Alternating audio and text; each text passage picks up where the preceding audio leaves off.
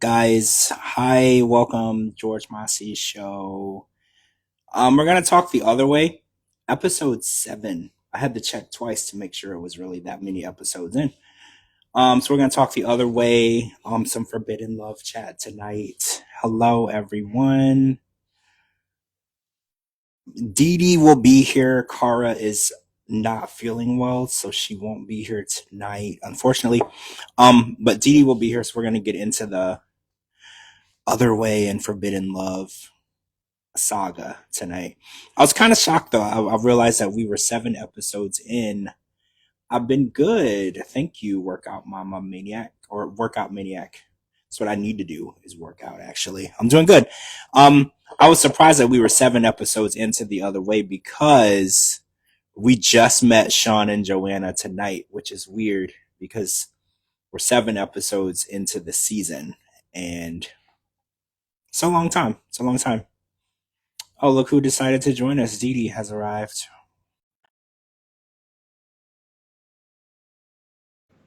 Hi, Geek in the Kitchen. Hi, Nikki. Hi, Redhead Ginger. Hi, Myra.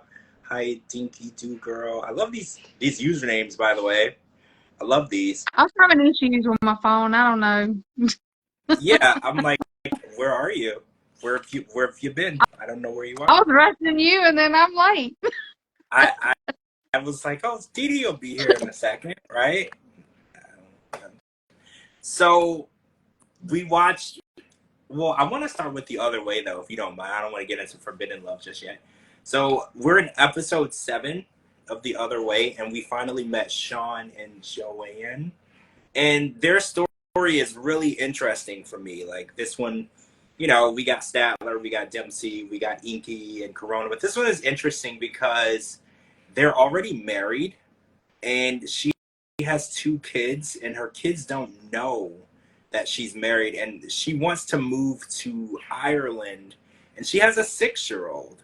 So like, I want to get into that because I have so many questions about everything, and she's Italian, and Italians are very, very family oriented. Like you don't make decisions without your family when you're born Italian. You're very family oriented. So her mom, she's gonna tell her mom on the next episode that she's been married for 2 years. So I was gonna ask you, I know you're not Italian, right? You're not Italian, but if you were to get married, would you not, is it an option for you to not tell your family, your kids, or anybody in your family until you're ready? Or do you think that your family would need to be the person to approve that? Or do you feel like you could do whatever you want? Like, I just want to get your input on that. Do whatever I want. So you don't If need I your feel like family. if I feel like my family needs to know, I'll tell them. And if I feel like that it's none of their business, then I won't say anything. Okay, so you don't feel like you need your family's blessing to make any No, decision. Okay, I don't so need my family's blessing for nothing. interesting. But we have to put into context that you don't have a 6-year-old because she has a 6-year-old son, and her 18-year-old, 18 is not grown, right? Like 18, they still need their parents, especially at that age of all ages. But the idea that she would leave her sons to go and move to Ireland is it's just No, I I don't wouldn't want do to. that. No. Well, that's what I was gonna say. I don't want to judge anybody because I know everyone's situation is different, and there's factors we know, and then there's factors we don't. But it just seems really ironic that she married somebody 2 years prior. So that means her son was 4. Her youngest was 4 at the time, and then she's considering moving so far away. And she said that she would spend a month in Ireland and then 2 weeks in the US, which I don't know. I'm not like a world traveler, but how expensive would it be to travel back and forth that frequently? I'm pretty sure a flight to Ireland isn't like $55, right? I'm pretty sure it's like thousands of dollars because Might take about a week to get here, and then what you gonna do? Sleep a couple of nights, then go back? yeah, the whole story is just, and also her oldest son, he was like, what would you do? She has an oldest son, he's 18 years old, named Joey, and he's like, what would you do, or hypothetically speaking, if I don't like him, we don't get along? He's like, would you choose, him over me? Would I have to deal with the fact that this is the person you chose? And she replied, no, I wouldn't put you in that predicament, but hasn't she already But put him in actually, she already the has. She's right? already Because chosen them. She's already chosen that man over her children. bro, see, I didn't want to say it, but you're right. Her marrying him and not telling anyone, especially her children, because even her son said in the confessional, he was like, "I would like to believe that me and my brother are the two most important people in her life." He said that, and I was like, "I don't know if you really are, bro," because she didn't bring you into that. Like when I was raised, my mom was single, a single mom, and she did date a little, not like crazy, but like she did, but she also like brought the person around, and we got to meet the person. They usually were a part of the same like religion and stuff that we were, so it wasn't like she was dating like just anyone, but she was pretty open about it. Like we were able to meet the person, see them at church, go out to do things. I want to say sometimes a guy took like the whole family on a trip. Like we would all do things together. So it's just interesting to me that she has like it's almost like a secret life, right? Like it's like this secret It life is that she's a living. secret Like life. to It be is a secret married. life. Well, yeah, to be married for 2 years, it's like you're living a double life because you have two kids and a family, a mom, an Italian family. I know on Sundays you're always together, right? Like you always have family dinners. I know a lot of Italian people, and the idea of doing this, it would cause a complete uproar in their family, right? Like it would cause a complete uproar. Like everybody would see you as a traitor, like because family is so important when it comes to an Italian family. So it's just wild to me that she married somebody 2 years ago, never told anyone, kept it a secret, and then she's secretly planning behind her family's back to move to another country without giving anybody advance warning, especially her kids. I feel like, if anything, I know that her mom is going to feel entitled to that information, but her kids should have been entitled to that information first, right? Like I feel Well, like those. well, see, like even when they get over there, what is she supposed to tell her children if they don't like him? What is she supposed to say? Well, too late. We're already married. You ain't got a choice but to like him. Whoa. After she said, Yeah. after she told them that if they didn't like him, she would always put them first. Well, no, she didn't put them first whenever she married the man 2 years ago, and then she's saying, well, I hope you like them, but if they don't like them, she's pretty much going to say, well, tough beans. He's your stepdad. Whoa. I mean, Tell I me, get how's that putting your children first? it's That's not. not putting your children first. It's not. And I know that. See, I learned when I was a teenager that I was not the decision maker of my mother's happiness. Because I remember when she would date, I was like the anti stepdad kid. Like I didn't want any man around. But Dee Dee, I was the biggest mama's boy you would ever find in life, right? Like so, I was like seeing these men as like direct competition for my mom. So I totally get that. But I also learned, as a teenager, like yeah, she's my mom, but she's also a woman and she is entitled to be happy outside of me. But I just love that my mom made me a part of it. Like I was able to, she didn't just go and get married and say, look, we're married. He's moving in. Get your stuff out of the closet. Like it wasn't that type of situation. And I kind of feel like that's kind of how she did it. She was just like, yeah, I love y'all. You're my kids, but I want to be happy and I'm going to do what I want to do. And it's like, you don't have to let people make decisions for you, but you can also put them in the decision process, and it makes them feel like their voice is being heard.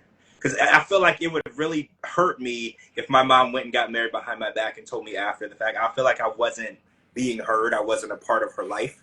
And with the younger your kids are, the more they need to feel like they're a part of everything.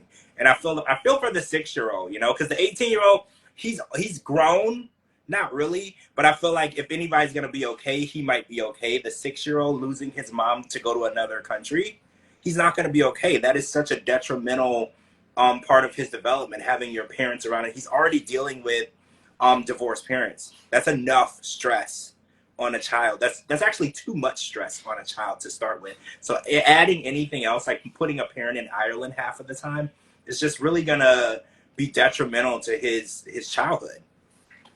Well, this relationship don't even, not only this relationship, but other relationships in the 90-day, fiance world. Why would you do that if you have children that are still in school and you have 50-50 custody with your spouse, with your ex-spouse? Why would you go to another country and get married and then want to move over there? Like it doesn't make no sense. It doesn't. I mean, well, she said that she would never try to take the children with her. And she's like, well, I would never want them to, to take the kids away from their dad. But I was like, well, what about you? You're taking yourself out of the equation, and it's like, this is just crazy. Oh, and also she's a psychic medium. And I feel like we've been getting a lot of psychic mediums and clairvoyance in the 90-day universe. And the ironic part, she said something really Kim. funny. She said something really funny. Hey, bestie. She was like, I didn't realize that I was doing a reading for Sean and that we were going to end up together. And I was like, ain't you a psychic? Shouldn't you have realized that? Like, I'm so confused when psychics say stuff like that, when they're like, oh, I couldn't, I didn't really see this coming. And I was like, isn't the definition of your job to see When things she coming? said she was a medium and that extraordinary whatever that word is they use, I was like, oh Lord, not another freaking Ashley. I mean, come Ashley on. and Kimberly, the other Kimberly, she Yes. was a clairvoyant. We're getting a lot of them on the show, and I'm open to that. I did a whole podcast series with a clairvoyant psychic, and it was interesting. I like to see things from that perspective, but also I question sometimes when people self-proclaim to be that, because I was like, some people are psychic and clairvoyant, and then I think some people, like Ashley, they like the idea of it, and then they just decide that they're a witch or they're a clairvoyant or they're a psychic or they're a medium. You can't really decide. You got to be born with it or not. Either you got the gift or you don't. And when she said that she was trying to do a reading on Sean and she couldn't figure out, his energy, and I was like, might not really be a psychic, right? Like, I feel like, because she was like, oh, well, we just ended up talking all the time and it surprised me. And I was like, well, it shouldn't have. Nothing should surprise you as a psychic. Everything should, like, whatever's going to happen tomorrow, you should be talking about it today, right? That's the whole point of being a psychic. It should not have actually surprised you. You should have figured it all out. I mean, if you say you a psychic, I mean, you're supposed to know, is your kids going to be okay with it? Is your ex-spouse going to be okay with it? Is everything going to turn out okay? Like, I mean, you should already know these She, answers. right, right. Like, psychics don't have to go through situations the way we do because they know the outcome before they start. So she should have known marrying him without telling anybody wasn't going to blow over well. She shouldn't have done it. I feel like they should have got engaged, and then worked on the relationship, and then she should have been, because also she didn't include her sons in her wedding. Like, I don't know if my mom was to get married and I was a kid and she didn't include me, I would feel really like a certain type of way, right? Like, I would feel like you didn't even invite me. Like, I wasn't even invited. Like, I'm not important My enough to you, kids wouldn't let me, my kids would not let me hear the end of it.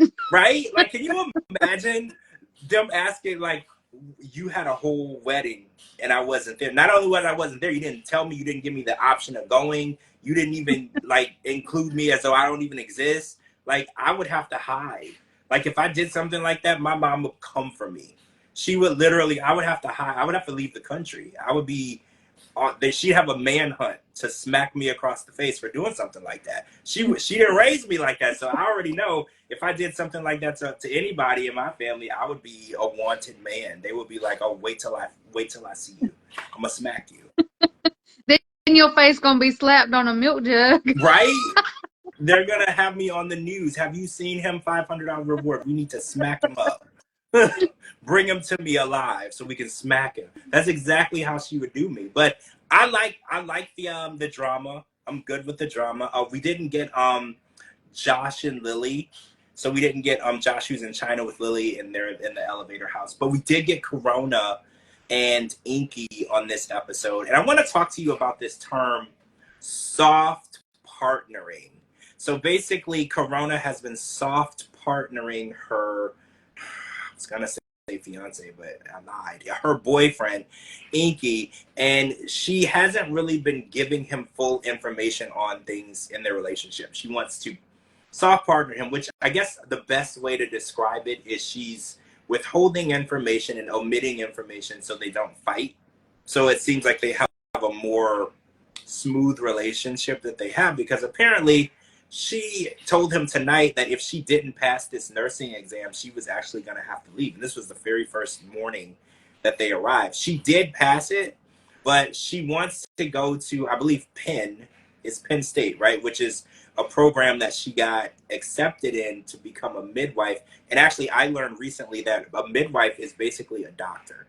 This is a really, really good job. Like, a midwife is like on the level of a doctor, and she's been accepted in a program. They only take 10 or 15 people out of 10 to 15,000.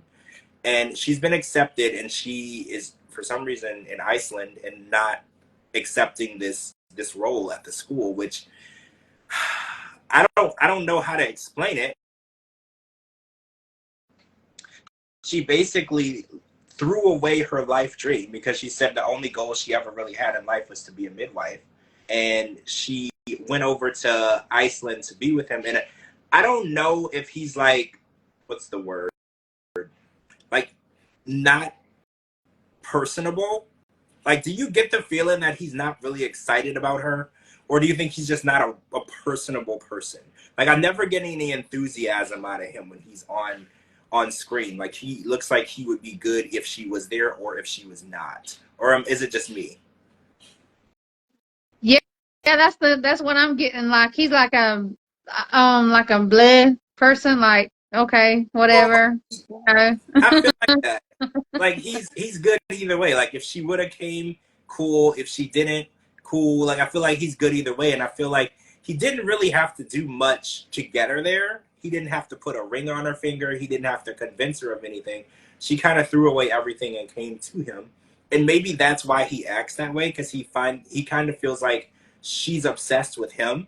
You know how if you meet people and you see a relationship and you can tell that one person is way more into the other person, Yeah. and it's not reciprocated. Mm-hmm. I feel like she's way into him, and it could go either way. Like, he thinks she's okay, she's fun to hang with, but if she was to get back on a plane and never come back, I don't think He'd be okay with that. Yeah. Like, I feel like it's either way. Like, he's having a good time. He didn't have to do anything extra to get her there. She's there. She gave up her dreams for it. He's still living his normal everyday life, and nothing is really going to change if she stays or goes. And there's a story floating around on Instagram, so if y'all want to know what's going on with them now, I'm not going to talk about it yet because I don't want to talk about the outcome of anything first. But if y'all want to know what's going on with Inky and Corona in the future, there's a story floating around that a lot of the bloggers have posted that gives you, well, it tells you everything. It gives you an idea of how their relationship turned out and what went down with them. So we're gonna stay away from that right now because we're only on episode 7. I think there's like 24 episodes, so there's no reason to ruin anything yet, right? Only 24, just 24. Only 24. We're gonna be watching just this 24. That's all.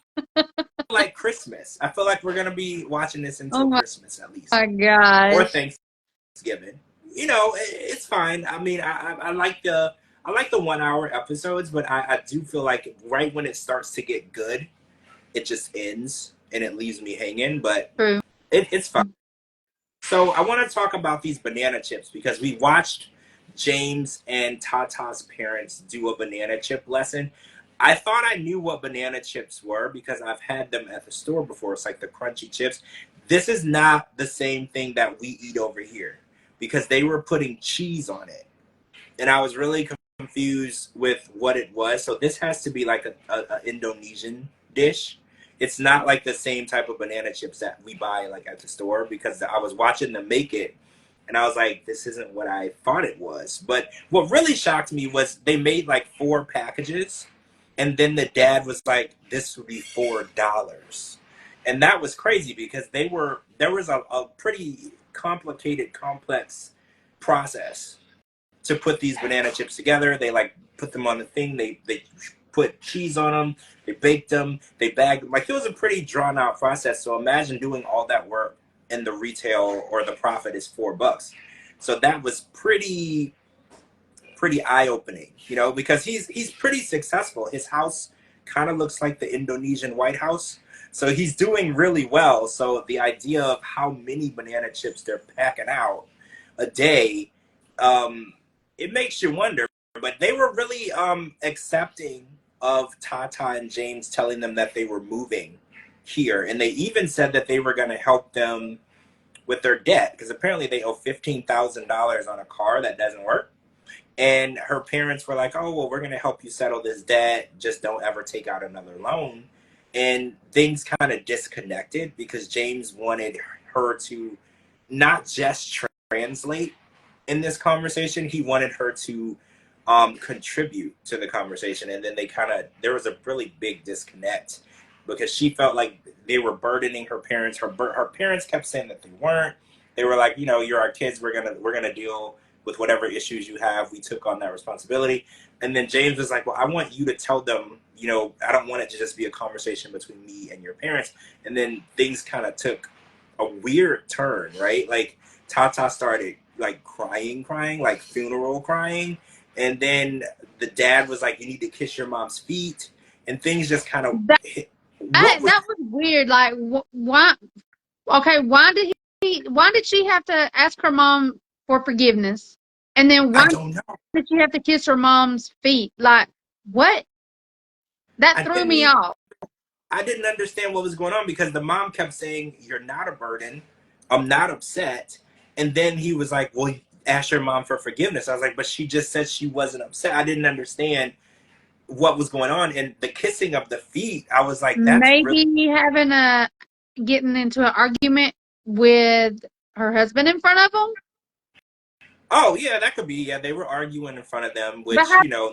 They don't know they're arguing if they're speaking English. Maybe like tone and body language. I've noticed that when I don't speak a language of someone, I can tell if they're like having a friendly conversation or not based on like tone and body language, because I've noticed that. But I don't know. Like I have no idea why she needed to apologize, why she needed to kiss her mom's feet. And James was just as confused as everybody else because he was like, well, I'm not sure what happened. He was like, I thought we were going into this conversation together. And I do think that he was right. I don't think they were ready to have this conversation. I think that they weren't on the same page. They didn't really have a plan. When you want to break some news to someone like, hey, we're moving to your country. We have no money. We want to live in your house. We also want in on your business. That's a lot to drop on someone all at once the day after you arrive. So I think that they were pushing their luck. And then after that fight, we saw in the preview that Tata is now like going to sleep at her parents' house and leave James at the hotel that they got specifically to be intimate in because they didn't want to do it in her parents' house. So things are looking kind of rough already for them. They just got there. And, I told you right before he left, I was like, I don't see him making it very long in Indonesia. I think that he's going to get over there. He's going to realize that the way to make money and the opportunities of how much money you can make are just going to be too low. Their expenses alone for 1 month in the US is $700 every month for a car note that doesn't work. Okay, so I have a question. If you have a debt for a car, you owe $15,000 on a car, the car doesn't work, would you keep paying on the car? Would you like let the car go? No, we've already had this conversation. No. Okay, because even if the car is broken, you can still like sell it to like a junkyard, right? And you can get something. I mean, and then they still have like a car note. It's not even paid off. And it doesn't work. Wow. That's what I'm saying. It doesn't work because, there's all these apps now. There's an app called Toro where you can like rent your car to people. So they could, if the car worked, because I was thinking this for Statler, because remember Statler didn't want to sell her car. And I was like, she could put that car on Toro, and if she has somebody to manage the account, she could, people can rent the car on the app, and then they pay you directly, and then they pick it up and drop it off or whatever, and you just need someone to manage it, clean it, put gas in it for the next person.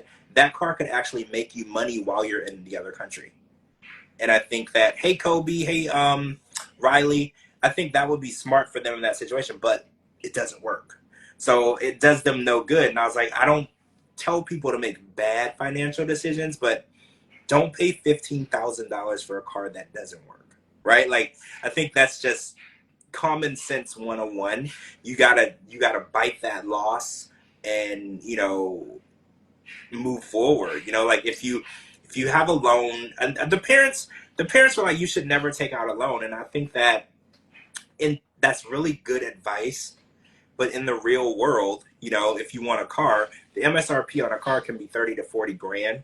Everybody just doesn't have that. A loan sometimes is just a necessary evil when it comes to, you know, the economy and with inflation and everything going on. A loan is just something that you can't really. Wait, Riley says Dee Dee co-sign for my next vehicle. See, Not a chance, Riley. Not a Dee Dee chance. has Don't told start us. tonight. Do not start. Dee Dee has actually told us that she wouldn't co-sign for her own husband. Like there is no I won't co-sign co-sign for for nobody. nobody, right? So I Mm-mm. agree with you though. Like I know you and trust you, but like co-signing for me, that's just such a personal thing, right? Like I've co-signed for people in the past and I got burned. So it's just so personal for me. I just don't want to do it. I would rather buy the car in my name and then let them use it and then they pay me directly. That way, if they stop paying me, I could just go get the car.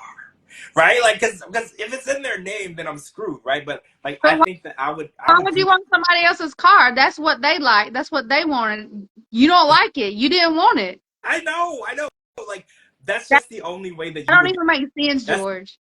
the only way you would get a cosign out of me. I'm just saying that's the only way you're gonna get a cosign out of me. It's like it's impossible for you to get a cosign out of me. I wouldn't get a place in someone's name. Like I'm not doing any of that. Like I've learned my lesson early in life that money and wait, I'd only co-sign for George and Jamal and Riley. Oh, Kim, thank you. I'm on the list. I made the list. I feel so good. And you know I'm good for it, Kim. I pay all my bills. But even being like even with my best friends, we we don't do like the finance stuff. Like we don't like that. Like I feel like friendships are always gonna get sidelined when it comes to finances. I just don't like it. You know, it's just I don't like to mix money and friendship. You know, I feel like that's a business thing. But okay, so we're gonna move on and talk about Statler. Wait. Before we move on, there was one thing about Inky and Corona that I forgot. There was like a bun day. So I was really confused. I thought they were talking about like hamburger buns. So apparently it's like a national holiday. Your parents spank you For and then they Easter, yeah, and then they take you to a bakery to get like the bun is actually like a stuffed donut. They actually looked really good, right? It looked like a filled donut. It looked really good. It was a really strange holiday. They even had like a special little paddle to spank people with. Like he had the paddle, and it was just it's really fun to learn about these different traditions in different countries. Can you imagine if we did that in America? You just were sleeping and somebody comes in your room and starts spanking you with a paddle, and then they want to take you to buy a donut. This is the crazy. Is it like that? Just sounds like the start of a movie that I probably wouldn't want to watch. It's just that weird. sounds like a fist fight to me. Yeah, if you smack me, especially when I'm sleeping, we're probably gonna have an altercation. Like for real. Like I don't even I know I got spanked as a kid, but like when I was younger, not older. So like I don't even think I would like that. Like I don't even think I would like that. Like honestly, I know some people are into that. I don't think I'm into that. Like for real, I don't think I'm into that. All Oh right, so my god. let's talk about this van. Statler saw the van and she was a little relieved. So I want to get your reaction to the van. We saw the inside of the van. It has a shower. Remember we had this conversation about the shower because I was like, how do you take a shower? Because I take like 3 showers a day. I live in Florida. So like if you go outside for more than 2 minutes, you're drenched in sweat. So you have to shower. So I was like, how does that work? The van has a shower. What were your thoughts on this? Could you, Dee Dee, live in this van for more than 24 hours? It's a No, no. probably not. No, no, So it's still a no. It no. was nice. It was converted nicely.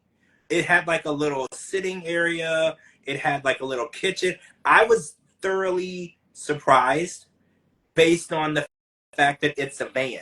I thought it was really nice because Well, my kids were trying to get my kids and were trying to talk me into getting something like that because I do a lot of traveling out to California and yeah. other places. So, I take my car and I get sleepy. I pull over in a rest area or a truck stop and I go to sleep in the back of my car. I mean, that's how I am. Oh, They that's want not me to fair. do something. I mean, I'll get a hotel, but I'm talking like if I'm like really exhausted, I'll just pull over and just go to sleep. You know what I'm saying? It doesn't matter to me. So there is no way possible. They've been trying to get me to get one. No, I can't. No. See, Mm-mm. I I probably wouldn't be able to sleep in it. Like I remember when I was younger, I went on school trips. Like we went like to Virginia, Florida, Chicago, and we took like those chartered buses. I couldn't sleep on them. Like I was comfortable, I was fine. I just couldn't actually fall asleep, and it was really hard for me. So I don't think that I would be able to sleep in a van. But I mean, for like a long drive, road trip type situation, I might be okay, right? I don't like long drives, so I would have to be in some way George, you were preoccupied. having a meltdown from Orlando to Tampa. You were having a meltdown, okay? It was Imagine so far. driving from my house where I live all the way to Los Angeles, California. Oh no, there's no chance. I wouldn't do that. No, that's out of the question. I mean, like a couple of hours, I could probably deal with it.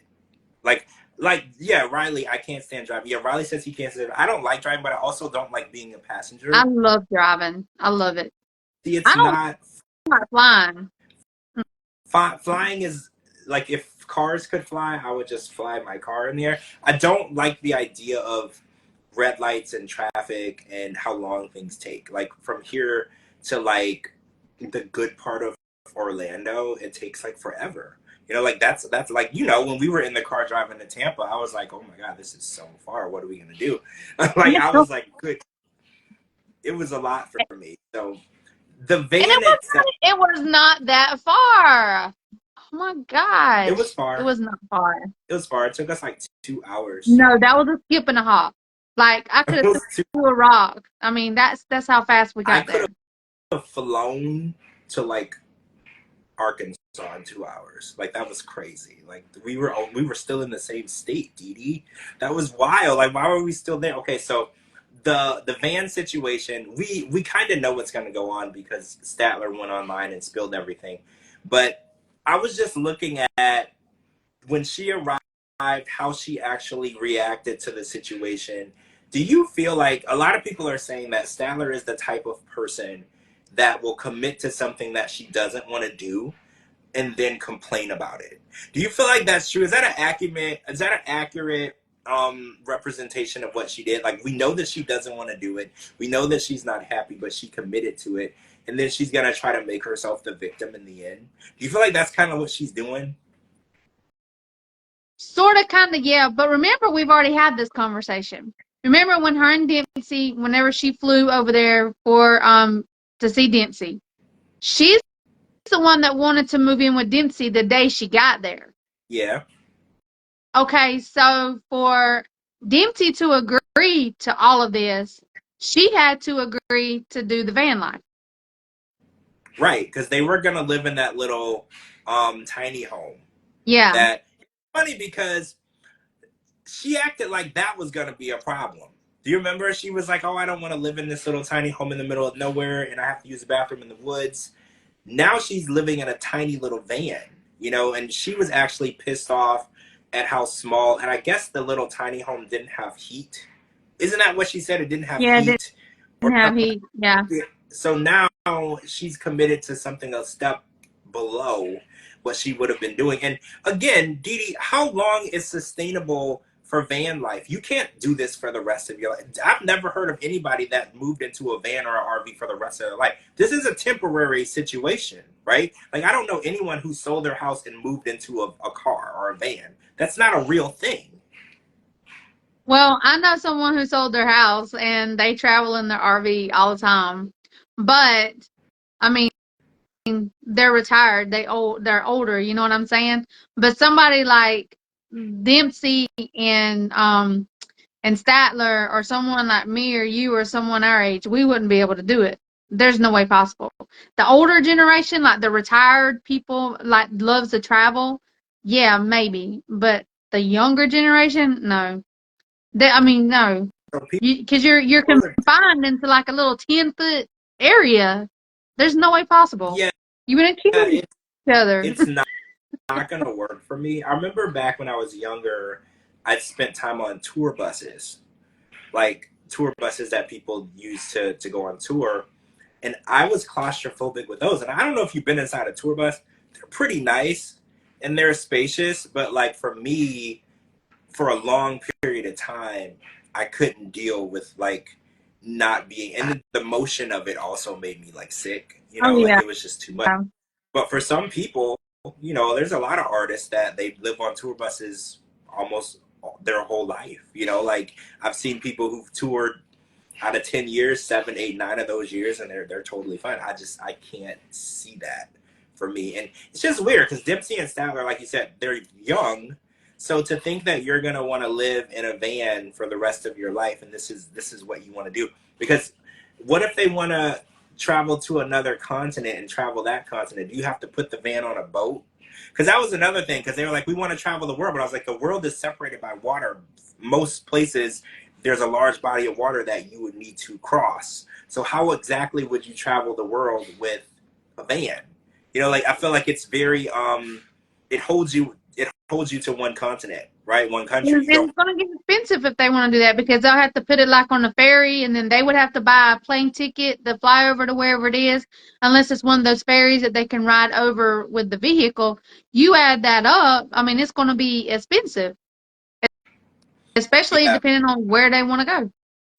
expensive And is right. isn't Statler the only one working here? Yes, she's And then she's the in only one. $20,000 debt with her job.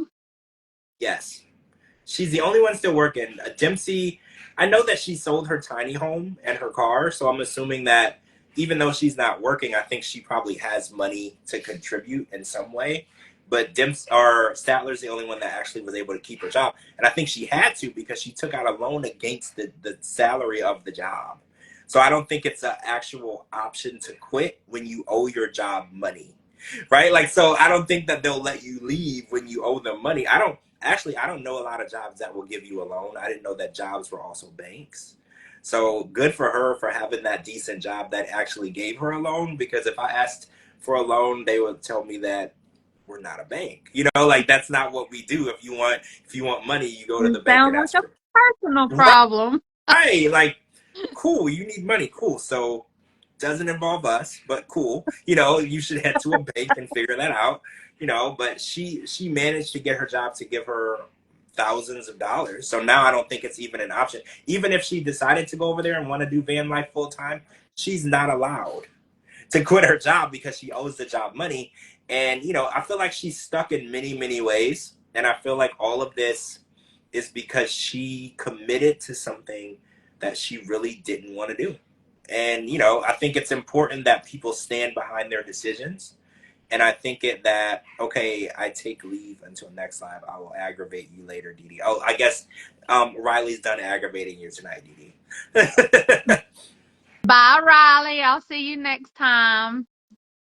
Well, I'm interested in more on the Statler and Dempsey saga, even though we know where it's going. But okay, so I want to talk more though about this Forbidden Love episode. So I want to talk about this Ashley and Muhammad thing because we were talking about them last week, and Ashley's sister and Muhammad had a conversation at this zoo, kind of like a petting sanctuary, and he said something really interesting to me. He was like, "I need to teach her a lesson." Because he called her sister ignorant and disrespectful, and she wouldn't own up. Because he's like, well, she doesn't like me, and you know, in my culture, women have to respect men. And I'm thinking, like, she's not your culture, though. You know, like, when did it become a requirement for her sister to get along with him? You know, like, I have plenty of family members, they married someone, and none of us like the person. And we don't care. You know, like it's not a requirement for us to like the spouse or person that you chose, and we don't have to respect their culture if we don't want to because we didn't marry them. You know, like you do because you married them and you accepted them for who they were. We didn't. They just happened to marry into our family. And I think that the way that his approach towards anyone that's a non-Muslim is very aggressive.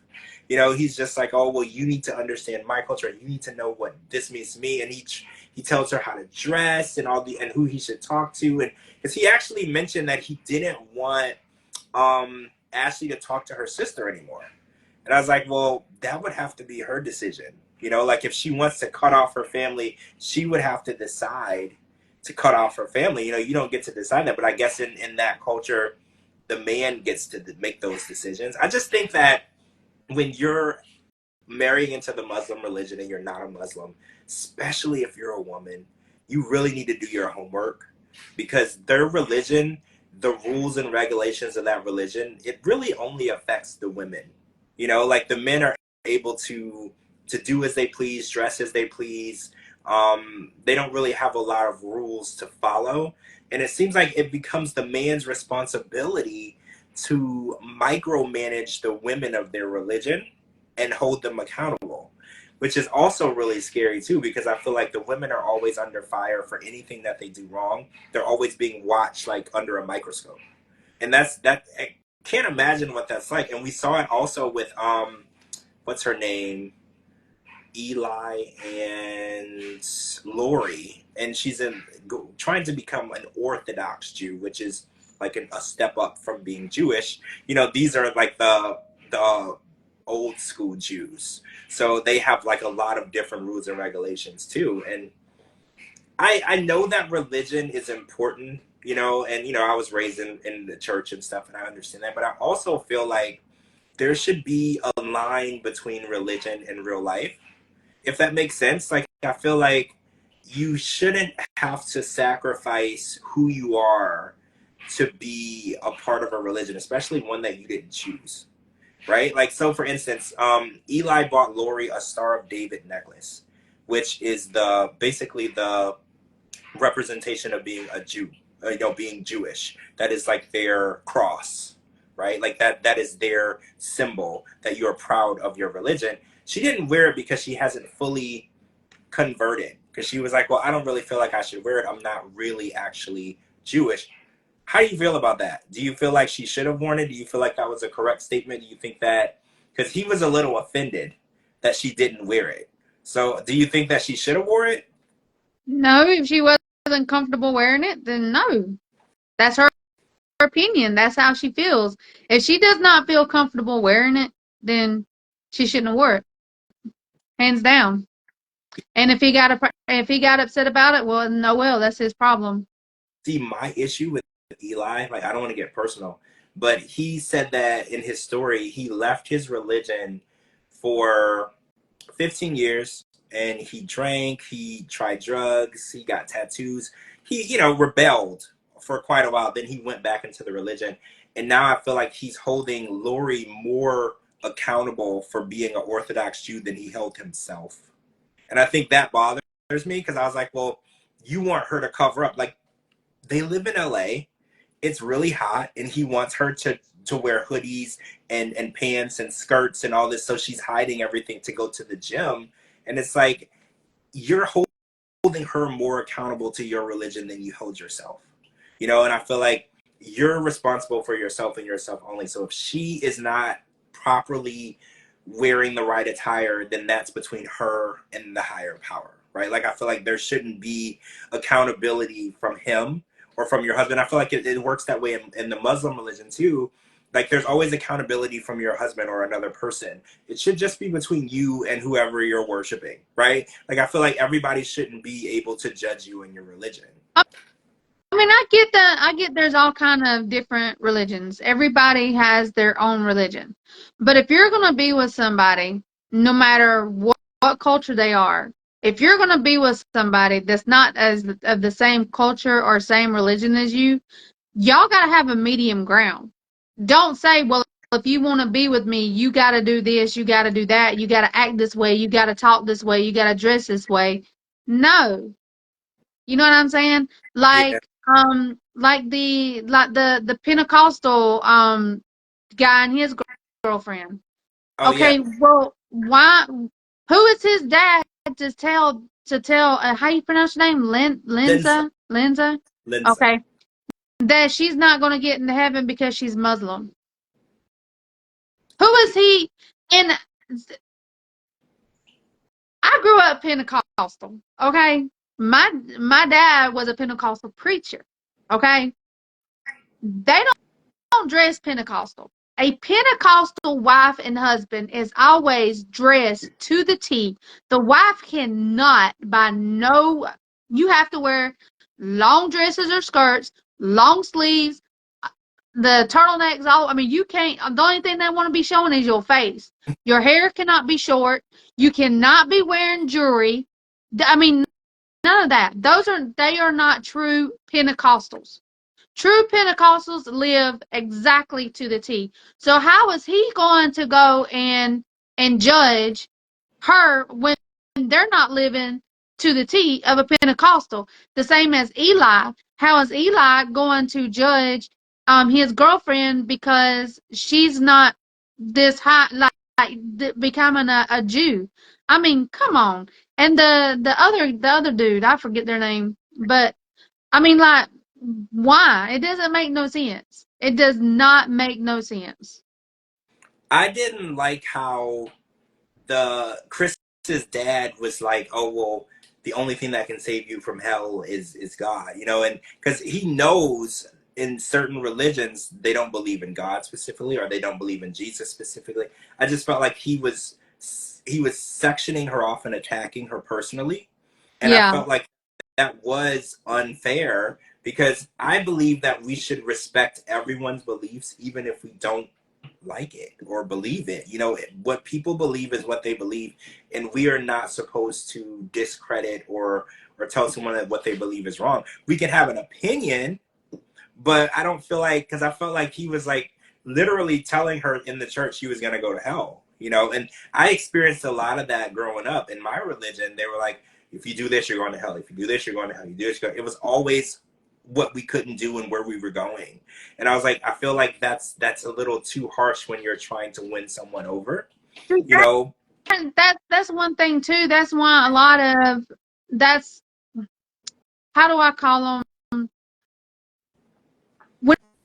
Whenever you're going, especially like to a Pentecostal church. I like going to Pentecostal churches because I have fun there. You know what I'm saying? I mean, they're fun churches. The only thing that I have against them is they want to pressure you into like you got to make a choice Today, right now, like right. And see that they're not supposed to do that. They are not supposed to do that. see, that is exactly how it was when I was growing up. It was how many people that they could get, like at the end of every sermon, they were like, if you want to give your life to Christ right now, come up, you know, and they would do like immediate baptisms. Like, and it was like, I never understood it as a child. Like, why specifically they were always pressuring people. Like, if you were visiting the church, they would literally come to you and try to pressure you the first day you came to try to get you to get baptized. And then as I got older, I realized that, like specifically the church that I grew up in, once you get baptized, you have to show your paycheck stubs to the like treasury department of the church, and then you have to give them a I certain amount of money. know a church here Yeah, in my hometown that is just like that. You can, if you are a new member, you have to show them your check stub. You have to give them 10% of your check stub. If you don't have a job, and if they help you get a job, you have to give them up to 30% of your check weekly. that is There is a actually, church like that in my hometown. that's when I realized that I was in a cult. Is when I got my first job. I was like 16 years old, and I was a member of the church. I was forced to be baptized when I was a baby. And my mom was like, "Oh, you have to take your check to the church." And I was like, "Why?" I would take my check to the bank. And that was when I first realized I'm in a cult. I didn't realize it, because I was a child. But then I realized, and I was like, well, how much? And then I was like, well, how much? She's like, oh, you got to give 10% of this before taxes, and this. She's like, every dime you make, you need to tell them. And I was like, this doesn't seem right. And then I realized why they were so gung ho on getting new members, because that's more money, more people that are donating. They say donating, but more people that they were taking money from. And that's when I realized, like, oh no, I have to get out of this. I was like, I don't want to be a part of this. If this is definitely not what religion is supposed to be, right? And I feel like when they pressure you, it has something to do with money. And it's not that they are super, super gung ho on saving your soul like they try to make it seem. More members equals more money. And I hate that. I really do hate that, because I do believe religion is such an amazing therapeutic thing to have in your life, to believe in that, to know that there's a higher power, someone you can pray to and talk to. I think that's so important, but I feel like a lot of religions, they take that out of it and it's just all about money. And I But hate it. this day and time, it's nothing. It's about the money. That's all they care about is the money. Yep. There's no more. I don't care what religion, what culture that you are. The priests, the pastors, the reverends, whatever you want to call them, they're not in it they're not in it for the right reason. They're only in it for the money these days. Because how is it that the pastor, reverend, preacher, whatever you want to call him, um, they live in a mansion, driving brand new vehicles, and the ones that are having to donate is barely making it from day to day. I learned that too. I remember the pastor lived so far away from the church. And then I realized, I was too young to understand it then, but I realized he lived in a good area. We all lived in the hood. I didn't realize it because I was too young to understand it. Because I was like, well, why is a pastor's house so far away from everything? And then I realized, and his car was always nicer than everybody else's in the parking lot. And as I got older, I started to realize, because I was like, well, this man only works 3 hours a week. He only preaches 3 hours a week. So I was like, so how is he doing so well? And I was like, we were giving him the money. Like, that's when I was like, oh my God, this is a cult. I didn't even know I was in one. But now that I know, I want to get out. Like, I have to get out. Like, I just need to run. Yeah. But these women and these men, they go over and they get their partners from other countries and other religions. They cannot force someone into their religion. If they are serious about their religion, if they actually live day to day by what their religion is, no matter what religion it is, then that person is going to see, hey, that looks like that looks like something I would be interested in. Mm-hmm. Let them want to get into that religion by themselves. You don't force somebody to get into a religion just because they want to be with you. Well, right. You can say, hey, look, I go to this church. I've been doing this my whole life. Do you want to visit and see what it's all about? You can present the information, but you can't Exactly. you can't be like, well, if you want to be with me, this is who you have to be, an Orthodox, you have to be Muslim. That's crazy. And if you feel that way, like I always say this about Muslim men, I was like, if you want a woman to conform to your religion, just find a woman that's already a Muslim, and you don't have, like, there's so little effort to put in. She already knows and understands and respects what you expect of her. Like, why do you go and find someone so far from what your religion is and then try to change them? It would be so much easier, like if you're shopping for clothes and you know the type of clothes you want, you would go to the store branded of the clothes you want, shop for a wife within the Muslim community, and you wouldn't have so much work, on the outside. It's almost like they get off on converting and doing the work. Like, it's almost like that's like a prize. Like, they took a worldly person and they convert them, and it's like you get like a gold medal, right? Like, it's like they want to put in the work. In my opinion, I would rather take the easy way out. I would want to find somebody who already is a part of it. Then we can just coexist together. I don't have to teach them anything. I feel like that's so much work. It is. It is. I mean, you have to, if you want someone like we just said, if you want somebody to be in your religion, you have to tell them about it. Say, hey, I'm Christian or I'm Muslim or whatever have you. This is how I live. This is my lifestyle. if one day you're interested, we can sit down and talk about it. Exactly. But never force your religion on nobody. Never. That's the quickest way to get blocked. Like if you want me to join, I'm gonna block you. Like don't call me. We not hanging out. You blocked. Like I want to join because I want to join. Period. You know, because I was already forced in religion when I was born. I was forced in. So you're not gonna convince me. I would have to convince me. I'm the only one who's gonna be able to convince me to do it. So don't even try that. All right. So we're gonna wrap. I think we only have like a couple more minutes left, right? I think we've been on for an hour. I think so, yeah. So we're gonna wrap. We're gonna come back and talk about the part 4. Oh wow, we're on part 4 of the tell-all, right? Because we just watched part 3, so ever after part 4. So there's only 2 more parts left.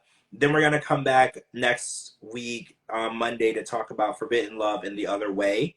On Friday, I'm gonna be doing a live with Kelly Mack from MILF Manor season 2. That will be fun. So make sure you guys tune in for that. I'm gonna post some promo for that. Also, Cara, get better as soon as possible so we can have you back. She's under the weather tonight. That's why she wasn't here. So everybody say a little prayer for Cara. Make sure she's doing better because we want to have her back immediately. And also follow Dee Dee. She's tagged in this video. Follow me on all social media platforms at George Mossey, GeorgeMossey.com. Anyway, it's your podcast, type in the George Mossey Show. Thanks for joining us, everyone. Everyone have a wonderful day, and we'll talk to you all really soon. Bye. Bye.